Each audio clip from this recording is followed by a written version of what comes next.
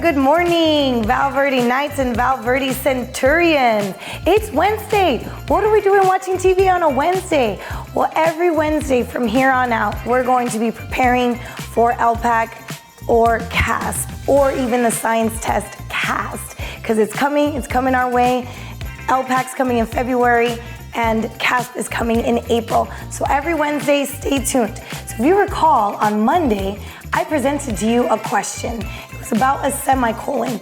You had different options and you had to select the two sentences that were correctly punctuated. And now what I'd like to do is tell you this. I'd like to tell you the two answers and then tell you why. And guess what? We have our very own principal, Mrs. Dedeaux, who's gonna let us know, former English teacher, who's gonna let us know the basics of proper punctuation using a semicolon. Following this, teachers, make sure you check your email because there is an activity following this practice. So here we go, Ms. Dedeaux, it's your turn. School us on the semicolon. Hey everyone, it's Mrs. Dedeaux. I'm going back to my English roots. We're going to be going over a question. This is just to help you. We want all of you to rock the CAASPP test. I know that each and every single one of you, if you give it your all, you're not just clicking through the questions, you can absolutely rock this test. So let's get into it. We got a couple of testing tips that I want to go over first before we go over the right answer. Number one, with these multiple select questions, please pay attention in the question. A lot of times it'll bold how many things will be right, how many things we are looking for you to check off. So if you review this question, it says a student is writing a report for class about her favorite sport. Select two sentences. Now, if you get one of the right sentences, but you don't click the second, you're not gonna get that credit. So please make sure you're paying attention to bolded words in all of your CAASPP questions. Secondly, this is a multiple select question, which means that you're gonna have to check off multiple answers to get it right. A key clue that you should know is if you ever look at a CAASPP question and there are square boxes instead of a round circle that you have to check off, you know that it's multiple select. So square boxes mean multiple select. That should trigger your brain that there's more than one right answer that I have to look for. So let's get into each of these. I'm not going to go too deep into grammar terms and things like that. We're going to try to keep it simple so that you can understand in the simplest form how you can have the best chance at getting a question like this right. So if we look here, A, basketball is a fun and exciting sport to play, semicolon. But it takes hard work and dedication to develop necessary skills to become a star player. That is not a correct answer. And why?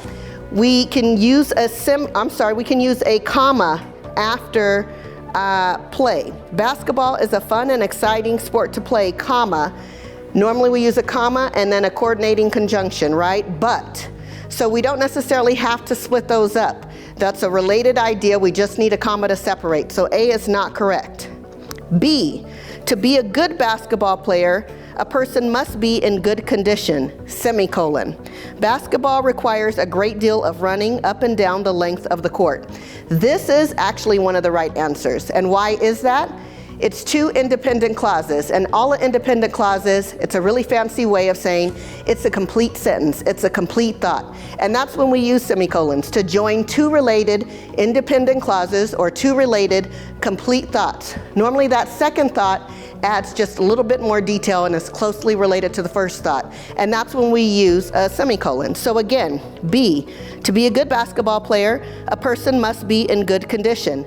That is a complete thought, right? We have all complete parts of a sentence. We use a semicolon. And the second thought is going to, again, add additional information. Basketball requires a great deal of running up and down the length of the court. That's an independent clause by itself. It could stand as a sentence by itself. It's closely related and provides additional information. And that's when we use a semicolon. So B is one of those right answers. C, having one really good player on a basketball team is great. Think to yourself, if I walked up to you and I said that, would that be a complete thought? Would that be an independent clause? Complete sentence? Yes. Now let's see, they put a semicolon there. However, comma. Remember, anytime we have a transition, a conjunction, any type of transitional word, we put a comma after. However, basketball is a team sport that requires each person to perform his or her role. It's a closely related complete thought. It can be separated with a semicolon. So C is another right answer. Let's look at the following answers and determine why they are wrong. Okay, so we have D. Only 5 players from each team can be on the court at the same time during a basketball game, comma. Other sports, that's where they put the semicolon. So if we think about that, that semicolon really is meant to separate 2 complete thoughts. They put a semicolon, other sports, semicolon, so it's almost like before they're gonna list other sports, they put a semicolon. Normally, we wouldn't use a semicolon there, such as football and soccer allow more players to be on the field.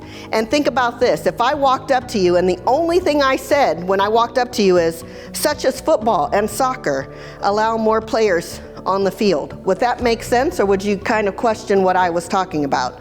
That's your clue, is to determine, is this a complete independent clause? Is it a complete sentence, okay?